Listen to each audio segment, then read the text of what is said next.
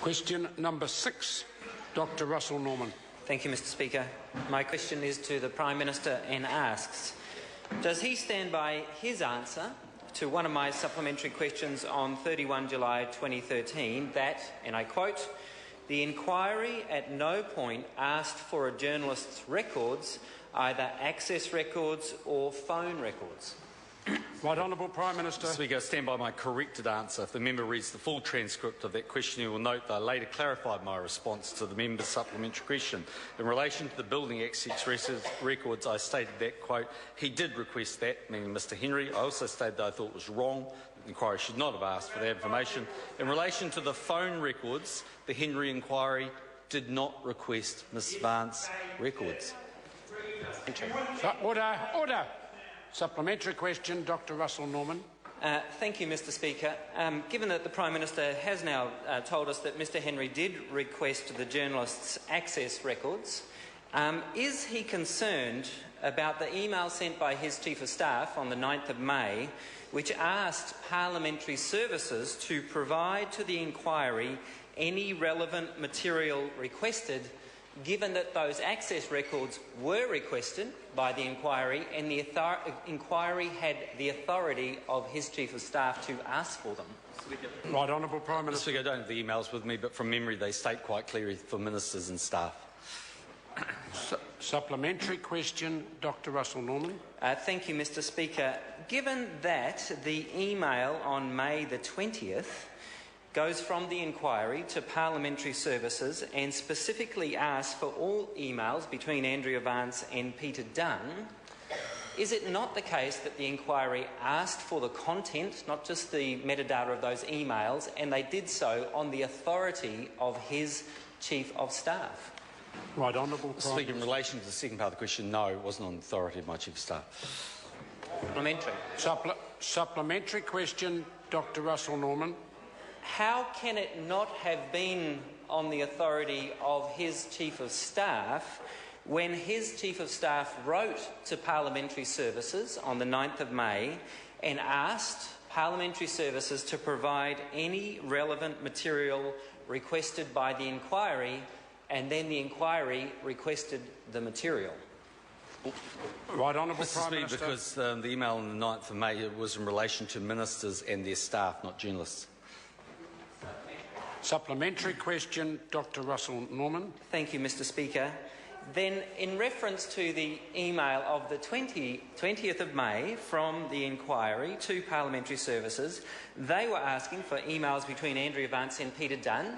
Hence, does it not meet the criteria that he has just laid out? It was in relation to ministers that the Henry inquiry sought the information, and hence it was authorised by the email from Mr Eagleson on the 9th of May asking Parliamentary Services to provide any information requested from the inquiry. Right Honourable Mr. Speaker, no, because what happened was the authorisation was in relation to metadata. When the actual contents of the emails were requested, that was the very point that my Chief of Staff made, that in fact he wasn't authorised, he believed, to do that. He said he needed to ponder that for a day. He did so. He went back the next day and said, no, I don't believe I have the authorisation to do that for a support party minister. He referred it to Mr Dunn's office. Mr Dunn said no, he wouldn't release the content of the emails, but he was happy to, quote-unquote, have a discussion with Mr Henry. Point of order. Order. Point of order, Dr. Russell Norman. Thank you, Mr Speaker. In relation to that point, I seek leave to table the email trail that shows it was a request for the content of the emails. This is the email of the 20th of May from the inquiry. Again, I suspect that email's been released, but I will put the question. Is there any objection to that email trail being... There is objection. Point of order, Grant Robertson. In light of the Prime Minister's answer to Dr Norman's first supplementary question, I seek leave of the House to table an email from Monday the 20th of May, timed at 5:53 p.m, where the inquiry seeks the phone logs between the listed extensions of Peter Dunn and the numbers of interest being Andrea Vance to and from those. Leave it. The Prime Minister is lying Leave it to the House. to table that email. Is there any objection? Yes, there is. Question. Is this a point of order? Sorry, point of order, Mr Speaker. Point of order, the Right Honourable Prime Minister. I seek leave to table a statement from David Henry in relation to the Henry inquiry where he quotes, "The inquiry I led never requested the phone records of journalist Ms Andrea Vance. The inquiry recorded the fact. Immediately the information was received." Leave a sort. Well, no. It's published. well, the member has the ability to deny leave if he so wants. The Prime Minister sought leave to table. You have, I think, on at least 3 occasions, and I'll do the same on this occasion.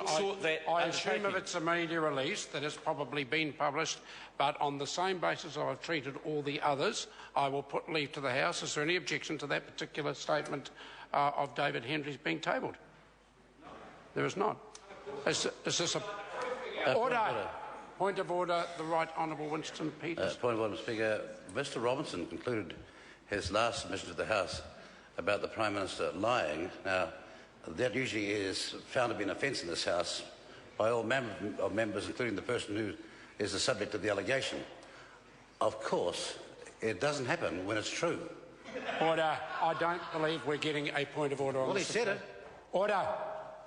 If the member also wants to stay for the balance of question time, he's quite okay to raise legitimate points of order, but raising points of order either to waste time or make political statements will not be tolerated.